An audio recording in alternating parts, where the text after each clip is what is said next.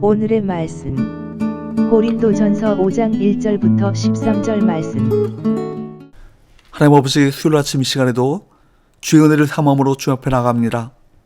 이 시간에도 우리 모두에게 말씀을 통해 하나님의 음성을 들려주옵소서. 예수님의 이름으로 기도합나이다. 아멘. 할렐루야. 성교 성도 여러분, 오늘 하루도 하나님의 은혜와 평강이 여러분 삶 가운데 넘쳐나길 축복합니다. 오늘 우리에게 주시는 하나님의 말씀은 고린도전서 5장 1절에서 13절까지의 말씀입니다. 바울은 이제 고린도 교회 안에 일어난 불륜 사건을 언급합니다. 1절 2절 너희 중에 심지어 음행이 있다 함을 들으니 그런 음행은 이방인 중에서도 없는 것이라. 누가 그 아버지의 아내를 취하였다 하는도다. 그리하고도 너희가 오히려 교만해져서 어찌하여 통하니 여기지 아니하고 그 일을 행한 자를 너희 중에서 쫓아내지 아니하였느냐. 바울은 고린도 교회 안에 일어난 음행에 대한 이야기를 듣고 충격을 받았습니다. 이방인도 하지 않는 아버지의 아내를 취하는 일이 버젓이 행해지고 교회가 이 일에 대해 통탄해야 하지도 않으며 그러한 일을 행한 자를 제재하지도 않았기 때문입니다. 음행의 문제는 단순히 개인의 문제가 아니라 교회 전체가 바르게 조치를 취했어야 하는 문제라는 것입니다. 고린도 교회 성도들은 상당히 교만해져 있었습니다. 이 교만은 신학적 오류로 빚어진 것이기도 했습니다. 그들은 그릇된 이원론적 사고방식으로 인해 자신들의 영혼이 이미 성령의 은사로 말미암아 구원의 완성에 이르렀고 완전한 자유에 도달했다고 생각했습니다. 이것은 위험하기 짝이 없는 영적 교만이었습니다. 이런 분위기 가운데 고린도 교회 성도들은 음행 사건에 대해 통분히 여기는 마음이 없었습니다. 뿐만 아니라 당사자에 대해 어떤 조치도 취하지 않았습니다. 바울은 그런 고린도 교회의 이런 부적절한 처사에 대해 왜 그를 출교시키지 않았냐고 책망합니다. 3절 내가 실로 몸으로는 떠나 있으나 영으로는 함께 있어서 거기 있는 것 같이 이런 일 행한 자를 이미 판단하였노라. 바울은 자신이 몸으로는 떠나 있지만 영으로는 고린도 교회 성도들과 함께 있다며 그렇게 말하면서 단호하게 치리하라고 말합니다. 4절 5절 주 예수의 이름으로 너희가 내 영과 함께 모여서 우리 주 예수의 능력으로 이런 자를 사탄에게 내주었으니 이는 육신은 멸하고 영은 주 예수의 날에 구원을 받게 하려 함이라. 예수 그리스도의 피로 값주고 사신 교회 순수성을 유지하기 위해 누룩과 같은 죄를 제거해야 합니다. 여기 5절에 이런 자를 사탄에게 내주었으니 라는 말은 추방이나 출교를 가리킵니다. 치료의 목적은 망하게 하려는 것이 아니라 죄를 회개해 주님이 재림하시는 날에 그가 구원을 얻게 하려는 것입니다. 이런 바울과 같은 안타깝고 애끓는 심정이 저와 여러분에게도 있기를 원합니다. 주님의 몸된 거룩한 교회에 악행이 있는데 그것을 그냥 덮어두고 넘어간다면 지금 당장은 그 사람과 원만한 관계를 유지할지라도 그가 멸망에 이르는 것을 방치하는 꼴이 되고 마는 것입니다.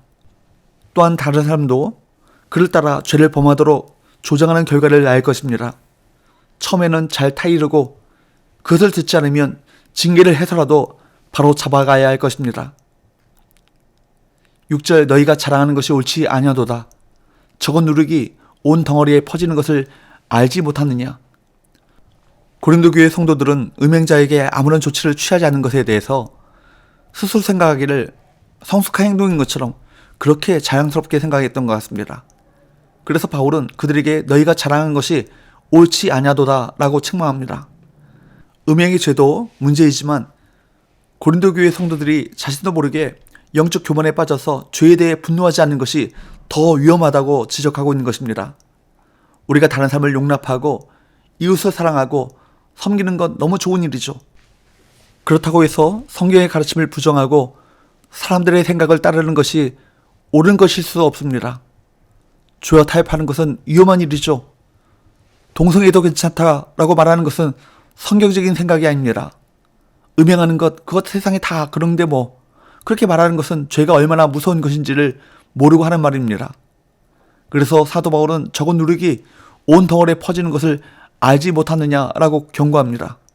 만약 음란의 죄를 그냥 용납한다면 이 음란의 죄가 누룩처럼 교회에 퍼져나갈 수 있다는 것입니다. 그렇습니다. 죄라는 것은 누룩처럼 처음에는 작은 것이지만 그대로 두면 어느새 걷잡을 수 없을 정도로 빨리 퍼지고 모든 것에 영향을 미치고 말 것입니다. 그래서 사도 바울은 고린도 교회 성도들 향해 뭐라고 명합니까?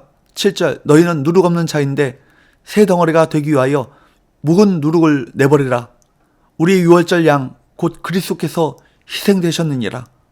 신자들은 유월절 어린 양 대신 그리스도의 희생을 통해 근본적으로 누룩 없는 자, 곧 죄 없는 자들이 되었습니다.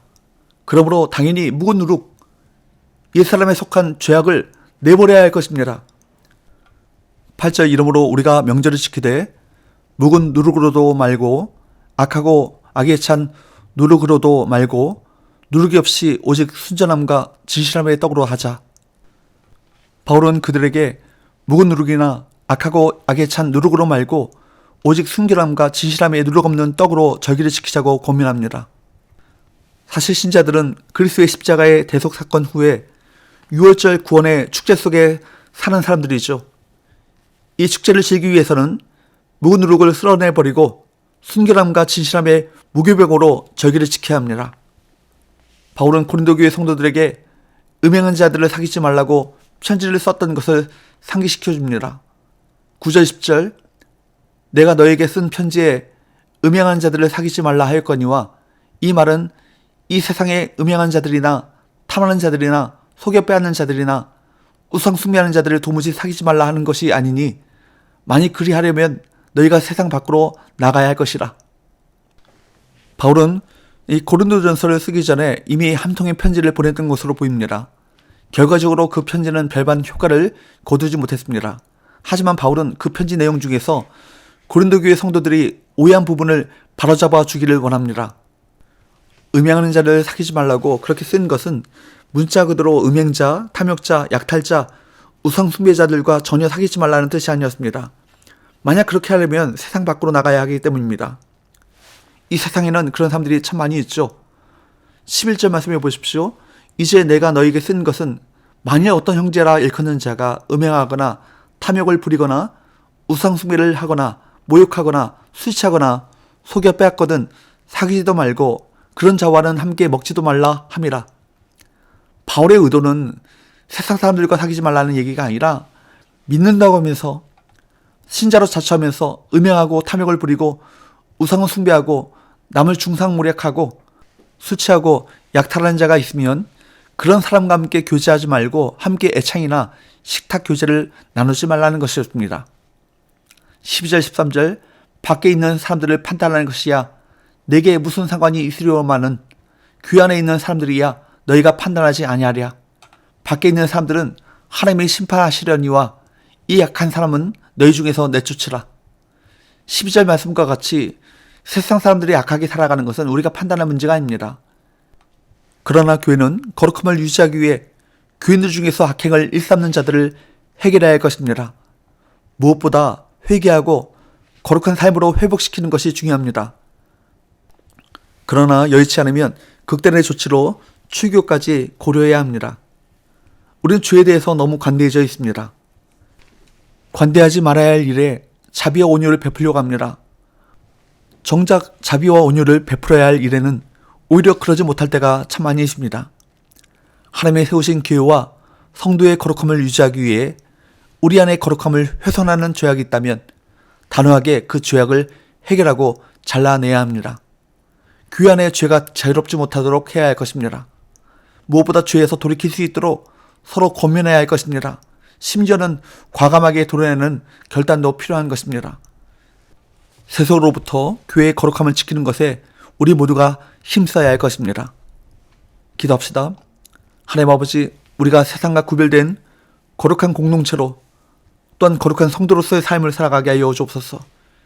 죄에 대해 아니라고 관대한 태도를 버리게 하여 주옵시고 죄에 대한 민감함을 가지고 회개하고 죄의 모양이라도 버리게 하여 주옵소서.